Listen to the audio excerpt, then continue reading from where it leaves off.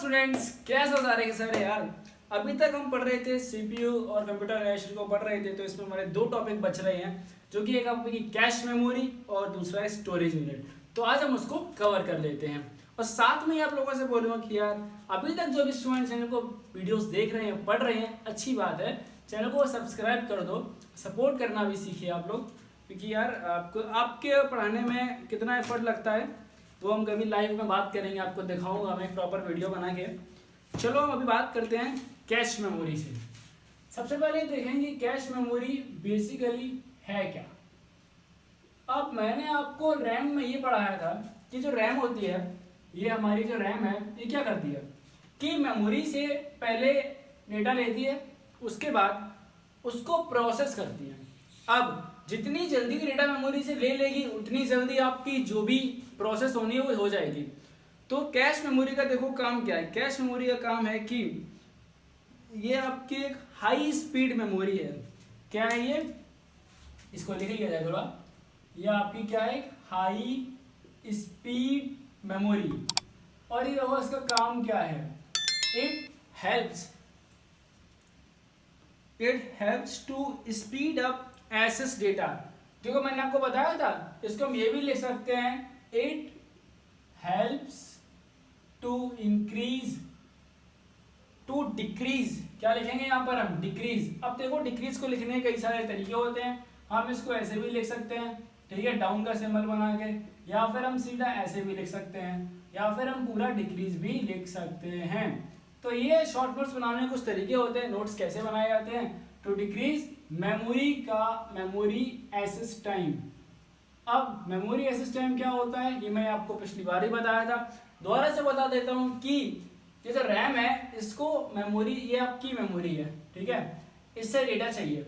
अब जो time RAM को मेमोरी से डेटा लेने में लगेगा उसको हम बोलेंगे मेमोरी एक्सेस टाइम। ओके, बात आपको क्लियर है यहाँ तक? हाँ भैया, ये बात हमको समझ में आ गई। अब हम पढ़ेंगे यहाँ पर कि आपकी जो स्टोरेज यूनिट है उसके बारे में यहाँ पर बात की जाएगी। अब जो स्टोरेज यूनिट है उसका देखो काम क्या है, सीधा सीधा स्टोरेज यूनिट काम क्या होता है भैया, जैसा कि हमको नाम बता रहा है, हम स्टोरेज यूनिट में कुछ भी स्टोर करने के काम में आएगी। बिल्कुल सही बात है। अब यहाँ पे आपको देखो एक अच्छी चीज बताता हूँ मैं कि computers need to store and retrieve data for processing.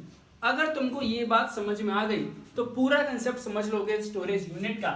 Concept क्या है कि कंप्यूटर नीड्स, देखो कंप्यूटर नीड्स, अब बड़ा ध्यान से समझना, दो टर्म है, टू स्टोर, अब देखो store and retrieve data for processing.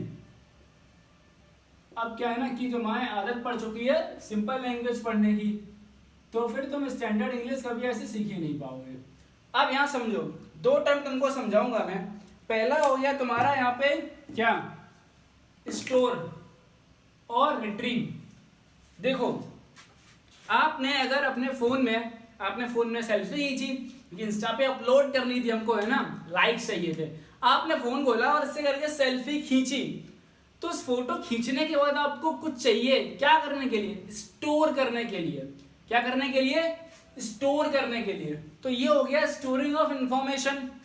अब जब तुम्हें उसको इंस्टा पर अपलोड करना था, क्या करना था, तुम्हें इंस्टा पर अपलोड करना था, तो हो गया तुम्हारा क्या, रिट्रीव का मतलब क्या होता है कि जब इंफॉर्मेशन कहीं से कुछ भी ले रहे होते हैं, ठीक है। अब जब आपको इंस्टा पर अपलोड करनी है तो आपके फोन से तो अपलोड होगी, तो क्या करोगे, इस टाइम आपका जो इंस्टाग्राम का ऐप है वो क्या करेगा, ये वो रिट्रीव करेगा इंफॉर्मेशन को आपकी फोन की मेमोरी से। स्टोरेज यूनिट भी क्या करती है, इसकी जरूरत क्यों हमें, needs to store and retrieve data for processing, जो कि हमको प्रोसेस करनी है उसके लिए।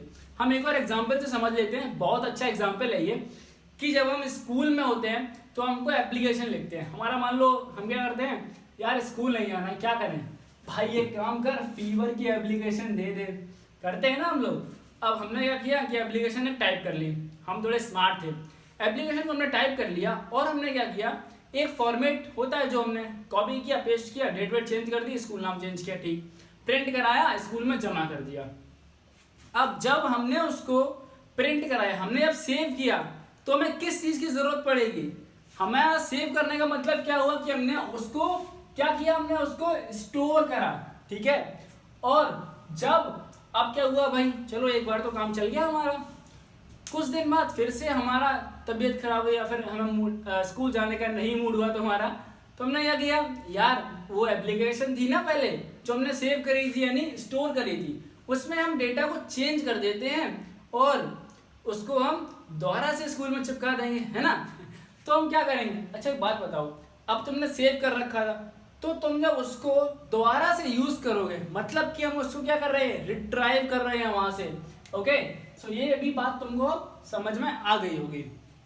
अब हम क्या करेंगे, अब देखो बहुत सारी कॉमन स्टोरेज डिवाइसेस है जिसके बारे में हम बात कर रहे होंगे। सबसे पहली है हमारी हार्ड डिस्क। सबसे पहली हमारी क्या है, हार्ड डिस्क की बात करेंगे। अब हार्ड डिस्क के अंदर देखो बेसिकली होता क्या है, इसके अंदर कुछ सर्कुलर प्लेट्स होती हैं जो कंटिन्यूअसली स्पिन करती रहती हैं। तो हम देखो अगर नोट्स बनाएंगे तो कैसे बनाएंगे, हम क्या लिखेंगे हार्ड डिस्क में, these contain circular plates which continuously spins, ठीक है, कंटिन्यूअसली स्पिन्स। अब तुम कहोगे भैया आपकी स्पेलिंग गलत है कंटिन्यूअसली की, तो पहली बात तो कंटिन्यूअली होगा, ठीक है, लिख देता हूँ भाई सही, कमेंट कर देते हो यार तुम लोग, बुरा लगता है यार, क्या बताऊँ भाई, कंटिन्यूअली। ओके, खुश, चलो आगे देखते हैं। अब क्या है कि information recorded on the surface of rotating disk by magnetic heads. तो हम ये भी इसमें लिख सकते हैं कि इंफॉर्मेशन को हम इन्फो लिख सकते हैं ऐसे, ठीक है। Information is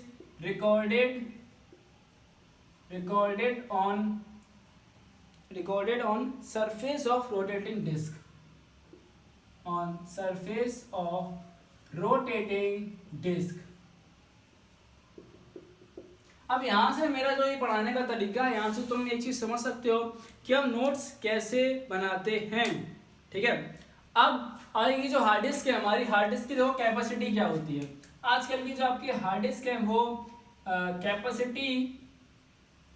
capacity available in gigabytes and terabytes also.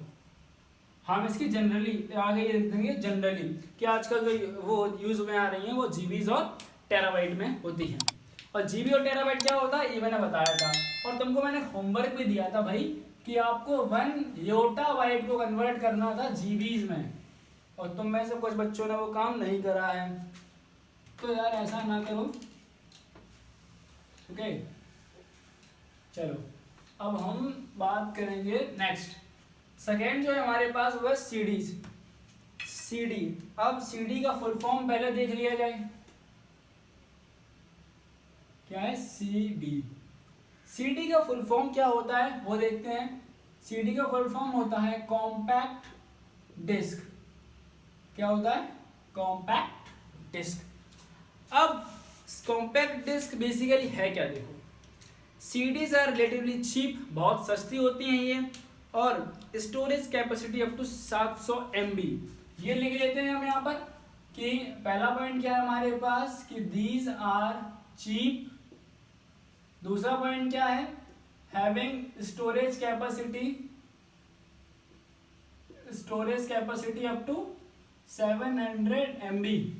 Okay, ठीक है भैया, बात क्लियर है। अब यहाँ पर ये सीडी कितने टाइप की होती हैं ये भी तो देखना जरूरी है ना, हमको पता होना चाहिए जब हम मार्केट में जाएं, हमको कुछ काम हो तो कौन सी सीडी हमको खरीदनी चाहिए। तो ये 3 टाइप की होती हैं। कौन, कितने टाइप होते हैं इनके, 3 टाइप। अगर मैं तुमको जो जो पढ़ा रहा हूँ, जैसे जैसे मैं लिख रहा हूँ, अगर तुम वैसे भी लिखते रहोगे ना तो भाई तुम्हारे नोट्स बहुत अच्छे तैयार हो जाएंगे, ठीक है। और मैं तुमको बना के नोट्स क्यों नहीं दूंगा, क्योंकि देखो मेरे पास सच बोलूं तो इतना ज़्यादा टाइम नहीं होता है। अब तुम कहोगे भैया टाइम तो सबके पास सेम है, बिकॉज आप मेरे पास 11th ही पढ़ानी होती है, 12th ही पढ़ानी होती है, और भी सारे काम होते हैं। ओके, सो पहला टाइप क्या है ये देख लिया जाए। चलो, पहला टाइप है हमारे पास CD रोम। अब फुल फॉर्म भी इनका देखना है, ठीक है। CD रोम को पता फुल फॉर्म क्या होगा? CD का क्या है? कॉम्पैक्ट डिस्क, और रोम का क्या होता है? Read only memory. सो इसका हो गया हमारा compact disk and read only memory. Okay, बात क्लियर है? हाँ, अब हमको क्या समझ में आ रहा है, अभी तक हमने जो पढ़ा है जनरली, कि ऐसी CD जिसको हम सिर्फ राइट करने के यूज में ले सकते हैं वो हमारी CD रोम बोली जाएगी, ऐसा मैं समझ रहा हूँ, ठीक है। अब देखते हैं भैया आपको क्या आपकी किताब बताती है। किताब कह रही है कि this is used only to store information and can not be used to store data. It is mainly used for CD distribution. अब हम इसका जो यूज करते हैं वो किस लिए करते हैं? It is used to information used, एक वेट, इसका यूज ऐसे लिख दिया जाए कि यूज्ड टू स्टोर इंफॉर्मेशन। अब कहोगे भैया आप पूरी लैंग्वेज क्यों लिख रहे हो? कि कई बच्चे यार क्या करते हैं, वो नहीं लिख पाते हैं तो उनको सपोर्ट करना पड़ता है यार, ठीक है। To use to store information and can not be use to store data. तो हम इसको अगले पॉइंट में लिख सकते हैं, it can not be used, या सिंपली लिख सकते हैं कि it can not be used to store data. साथ में अब इसका यूज अगर हम कर रहे हैं तो किसका क्या यूज है, तो हम इसका यूज लिख सकते हैं एग्जाम्पल में कि used to store software, games etcetera. अब देखो बड़ा अच्छा एग्जाम्पल है, जैसे अगर आपने कभी एंटीवायरस की CD खरीदी हो या फिर आपने कभी किसी गेम की CD खरीदी हो, तो GTA वाले गेम होते हैं या कई सारे गेम होते हैं, तो उसमें आपने देखा होगा कि आप उस CD के साथ में उसमें कुछ और स्टोर नहीं कर सकते हो, ठीक है। तो ये तो CD रोम की बात हो गई। अब दूसरा हम बात करेंगे, हमारे पास है CDR। आप देखते हैं भाई इसमें ऐसा क्या खास है कि इसमें से दो गायब हो गए हैं, OMM। तो इसका फुल फॉर्म है कॉम्पैक्ट डिस्क, क्योंकि CD का फुल फॉर्म क्या हो गया? कॉम्पैक्ट डिस्क, और R का मतलब है रिकॉर्डेबल। मतलब हमारा कॉमन सेंस भैया ये कह रहा है, अब भैया वैसे मेरा कॉमन सेंस भी ना आपसे अच्छा हो गया है, अच्छी बात है। कॉमन सेंस ये कह रहा है कि ऐसी कॉम्पैक्ट डिस्क जिसको हम रिकॉर्ड कर सकते हैं। तो आपकी बात बिल्कुल सही है। इसका नाम देखिए कि it is mainly used for CDR and can be written only once. अब देखो एक चीज और ध्यान रखो, इसकी बात क्या है कि इसको हम रिकॉर्ड तो कर सकते हैं लेकिन एक ही बार, यानी कि it can be record only once. और साथ में एक और चीज इसके साथ में है, वो ये है कि it can not B erase. एक बार जो तुमने इसमें डाल दिया वो मतलब फिक्स हो गया, तुम इसको इरेज नहीं कर सकते हो। सो it can B erased. Okay, अब हमारे पास जो थर्ड आएगा, थर्ड है हमारे पास CDRW। थर्ड हमारे पास क्या है? CDRW। देखो यहाँ पे क्या था कि C से मतलब कॉम्पैक्ट, D से मतलब डिस्क, यहाँ पे भी R था बट W बढ़ गया है। तो देखते हैं W का मतलब क्या है यहाँ पे। इसका मतलब तो है CD का हमारा कॉम्पैक्ट डिस्क, और RW से R का मतलब क्या है? यहाँ RW का मतलब देखो अलग है, इसका मतलब है री राइटेबल। मतलब कि मेरा कॉमन सेंस ये कह रहा है ऐसे कॉम्पैक्ट डिस्क जिसको हम बार बार लिख सकते हैं अपने हिसाब से। तो देखते हैं क्या है। CDRW is an erasable disk you can write on multiple times. यानी कि इसमें आप इसको मल्टीपल टाइम्स बार राइट कर सकते हो, ठीक है। इट कैन बी, या इसको लिख सकते हैं कि it can be, you can write multiple times. So यही बता देता हूँ, you can write multiple times जैसे आप लोग पेन ड्राइव में करते हो ना कि डेटा डाला इरेज करा, तो ये काम आप इसमें कर सकते हो। अब हम बात करेंगे डीवीडीज की। अब देखो मैंने जो कोशिश करी है वो ये है कि ये ऐसा ही रहे कि कुछ कुछ जो डीवीडीज है हमारी वो ऐसे सिमिलर हैं। तो हम अगली बात करेंगे डीवीडीज की। अब मेरे पास तो बोर्ड है, तुमको दोबारा से लिखना पड़ेगा। भैया आप तो होशियार निकले, मैंने कहा था ना। डीवीडीज, इसका देखो फुल फॉर्म क्या है। इसका फुल फॉर्म होता है डिजिटल वीडियो डिस्क शायद, ओके। वैसे कोई बुक में तो दिया ही नहीं है, वाह, बल्कि देना चाहिए था यार, गलत चीज़ है। चलो हम देखते हैं। अब डीवीडी है क्या basically? DVD is an optical storage device that's look as same as CDs. यानी कि ये बिल्कुल, सबसे पहला हमें पॉइंट क्या मिला कि ये सीडी की तरह सेम दिखती हैं। तो हम पहला पॉइंट लिख लेते हैं कि सेम एज सीडीज। और दूसरा पॉइंट हमारे पास ये है कि it can store 50 times much information, 50 times much information, और साथ में क्या एक फीचर और है, एंड 20 टाइम्स फास्टर स्पीड। ठीक है, क्योंकि बहुत अच्छी चीज है। इसमें आपके पास स्पीड जो है इसकी 20 गुना ज्यादा है, किससे? सीडी रोम से। और एक और यहाँ टर्म है हमारे पास, एक डीवीडी को हम क्या बोलते हैं बताओ? Super density disk. ये भी लिख लो आप, एक डीवीडी को हम बोलते हैं सुपर डेंसिटी डिस्क। इसका शॉर्ट फॉर्म है एसडी। और इस एसडी का फीचर क्या है कि आपका डेटा 17 GB तक स्टोर कर सकते हो आप इसके अंदर, ओके। अब हम देख लेते हैं, यहाँ पे भी सीडी की तरह कुछ 3 टाइप की हमारी डीवीडीज होती हैं। पहली होती है हमारी डीवीडी रोम। अब मैं तो यहाँ से काम कर लूंगा जुगाड़ से, ठीक है। देखो मेरे पास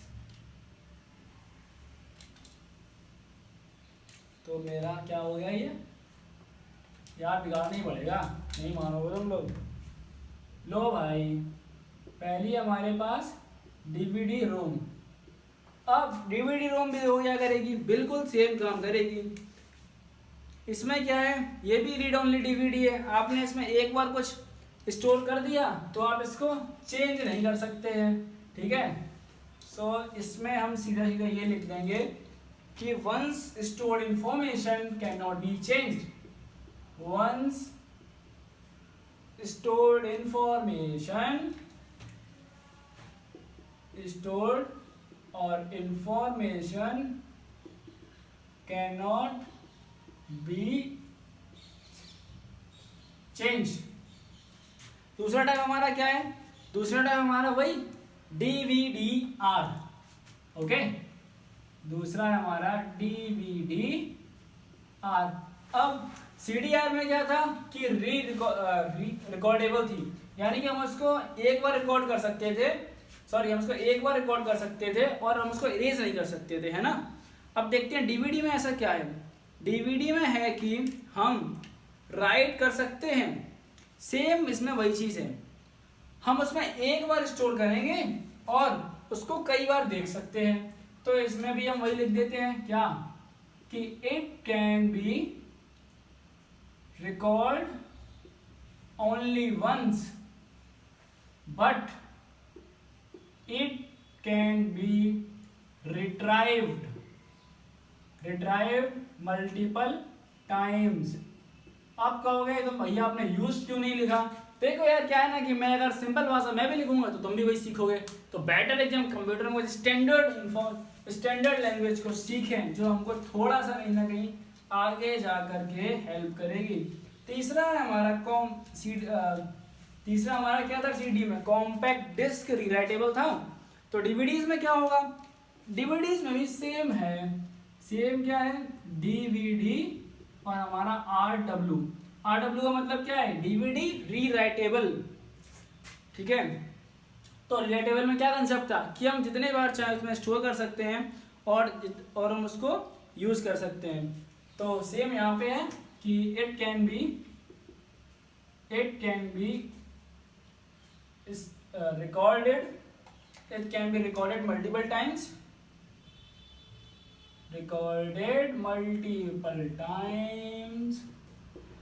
ठीक है।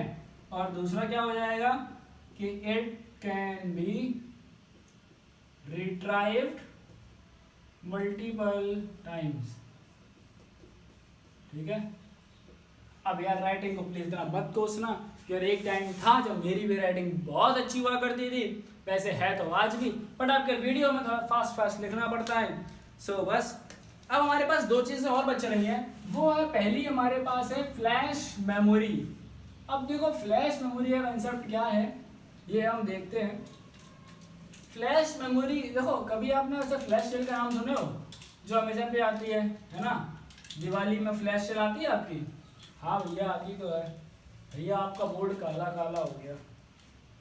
हाँ यार हो तो गया है, अभी तो मैंने साफ किया था। चलो हम बात कर लेते हैं फ्लैश मेमोरी की। मुझे फ्लैश मेमोरी से याद आया, मैं बात कर रहा था फ्लैश सेल के बारे में। फ्लैश सेल वैसे क्या होती है कि जो आपको कुछ टाइम के लिए अवेलेबल होती है, ठीक है। फ्लैश मेमोरी का कंसेप्ट ये है कि बेसिकली ये एक स्मॉल अल्ट्रा पोर्टेबल, मतलब कि बहुत छोटी सी, यानी कहीं भी इसको ले जाने में आसानी है। तो इसको हम क्या लिखेंगे, इट इज स्मॉल अल्ट्रा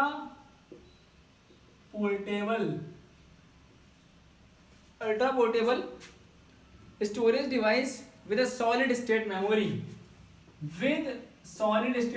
अब देखो इसमें सॉलिड स्टेट बहुत जरूरी है।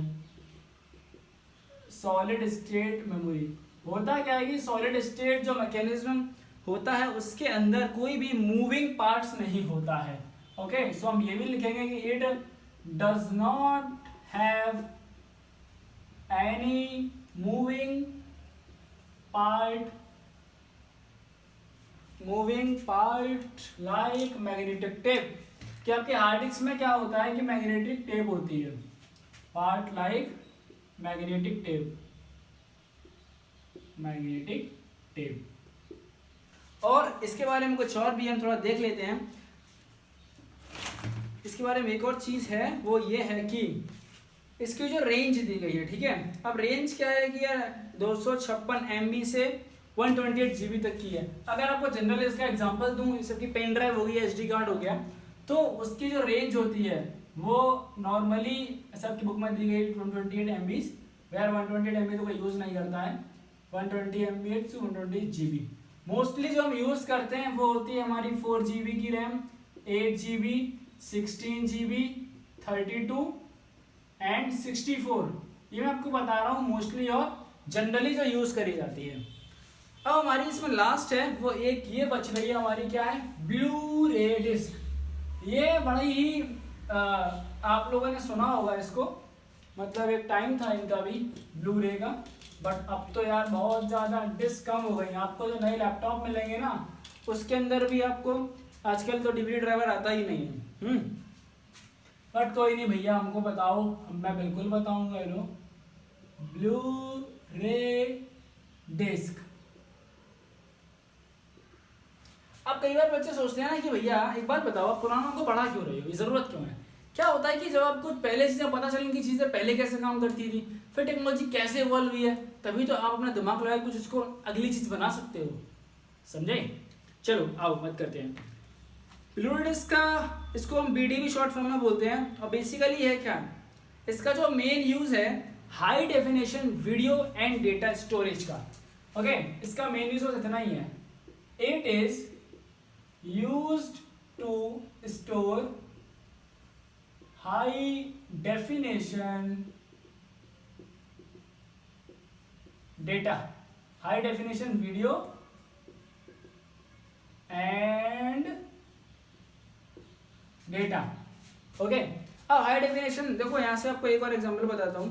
कई बार आप यहाँ टेलीग्राम पे जाते हो ना और वहां तुम देखते हो, मूवी सर्च करते हो, तो कुछ मूवीज में जो क्वालिटी लिखी होती है उसमें ब्लू रे लिखा होता है। तो ब्लू रे का मतलब वहां से भी देख सकते हो आप, वो जो वीडियोस होती हैं उनकी क्वालिटी काफ़ी अच्छी होती है।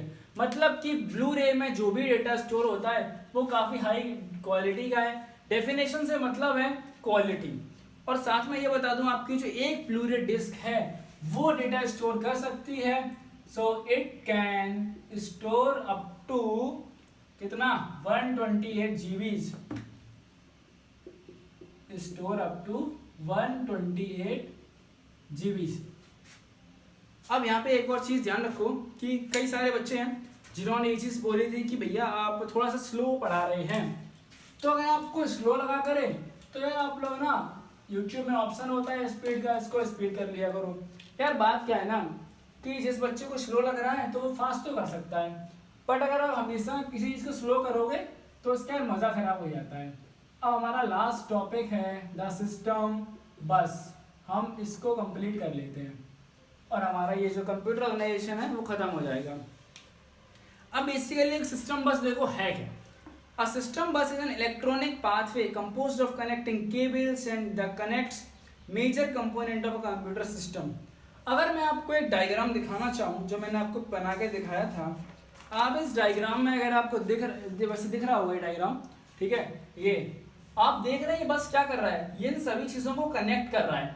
तो बस वही चीज़ आपकी लैंग्वेज में यहाँ पे बताई गई है कि बस का काम क्या है, ये आपका कनेक्ट करता है किस चीज़ को।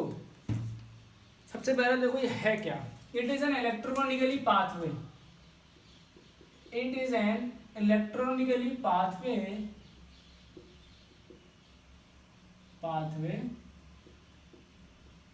which is used to connect cables, which is used to connect cables and components। आप देख रहे थे ना उसी बस से सारी चीजें कनेक्ट हो रही थी हमारी। कंपोनेंट्स, द मेजर कंपोनेंट्स मतलब बात वही है, major components of computer system, यानी हमारे जितने भी कंपोनेंट थे कंप्यूटर सिस्टम में उन सभी को किससे कनेक्टेड थे, वो इस बस के थ्रू। अब इस सिस्टम बस के बारे में कुछ और चीजें भी लिखी हैं वो भी हम देख लेते हैं। देखो द डेटा कैरिंग पार्ट, जो पार्ट डेटा ले जाएगा सिस्टम बस का उसको हम क्या बोलेंगे, डेटा बस। अब यहां से देखो आप, पहली चीज है कि डेटा बस क्या है, डेटा बस। अब हम अगर अपनी जनरल अप्रोच लगाएं तो ऐसा कुछ लग रहा है कि ऐसी बस जो डेटा को ले जा रही हो, और ये हम बात कर रहे हैं सिस्टम बस की, तो इसमें क्या होगा कि जो हमारा पार्ट डेटा को ले जाएगा, ठीक है, जो हमारा पार्ट किसको ले जाएगा, डेटा को लेके जाएगा, उसको हम बोलेंगे डेटा बस। ठीक है, अब हम बात करते हैं दूसरे कंपोनेंट के बारे में। अब क्या है कि the control instruction carrying part of a system बस इज कॉल्ड कंट्रोल बस। देखो अब हम ये बोलेंगे कंट्रोल बस। हम सभी ने, मैंने आपको चीज पढ़ाई थी कंट्रोल यूनिट, तो वो यूनिट क्या कर रही थी, सारे जो भी इंस्ट्रक्शंस हो रहे थे उनको कंट्रोल कर रही थी। सिमिलर काम यहाँ पर है, जो पार्ट कंट्रोल करेगा सारे के सारे किसको, इंस्ट्रक्शंस को, उसको हम क्या बोल देंगे, कंट्रोल बस। तो इसका क्या काम क्या हो गया हमारा कि कंट्रोलिंग, ये क्या करेगा, कंट्रोलिंग इंस्ट्रक्शंस। ठीक है, नेक्स्ट हम देखते हैं, नेक्स्ट क्या है, एड्रेस बस।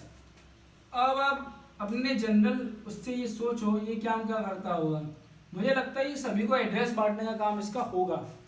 सो क्या कि the memory address carrying part of a computer system, इसका काम क्या है कि ये कैरी करता है क्या कि इट कैरीज मेमोरी एड्रेस।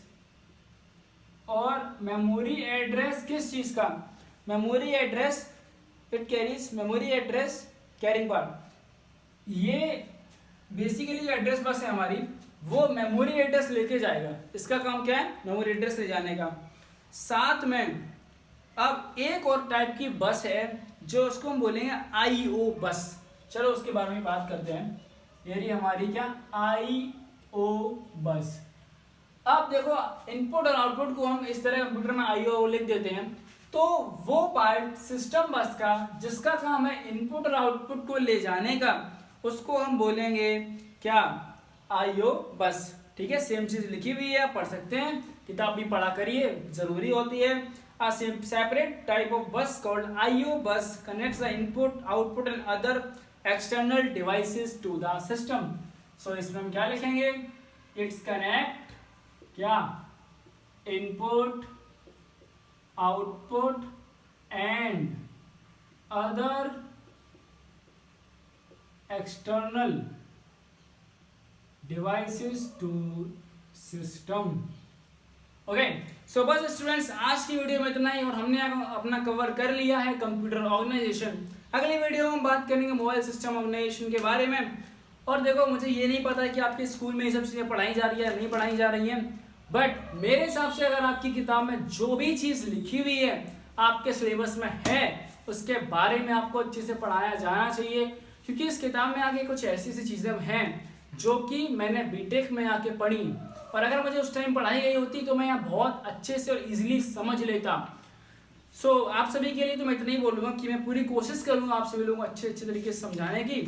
बस अगर आपको ये वीडियो अच्छा लगा हो तो इसको लाइक करना और साथ में चैनल को शेयर भी करना है। इस वीडियो को शेयर करो अपने स्कूल के सभी दोस्तों के साथ में, क्योंकि मैं देख रहा हूँ बच्चे सब्सक्राइब तो नहीं कर रहे हैं और शेयर भी नहीं कर रहे हैं, तो ये बहुत ही डिसअपॉइंटिंग चीज़ है यार कि आप लोगों को यार एक शेयर करने में इतनी प्रॉब्लम होती है, चैनल को सब्सक्राइब करने में इतनी प्रॉब्लम होती है। और यहाँ आप देख रहे हैं ना कि मैंने आपसे कोई पैसा नहीं लिया है पढ़ाने का, आप ऑफलाइन जाओगे मैं आपको गारंटी दे रहा हूँ लिख के दे दूंगा। मेरे चैलेंज है आपसे, जितना मैं आपको इस यूट्यूब पे पढ़ा दूंगा free of cost computer science 11th और 12th को, उतना आपकी कोचिंग वाले आपको 10-10 हज़ार रुपये 15-15 हज़ार लेके भी उतना तुम्हारे दिमाग में बिठा नहीं पाएंगे।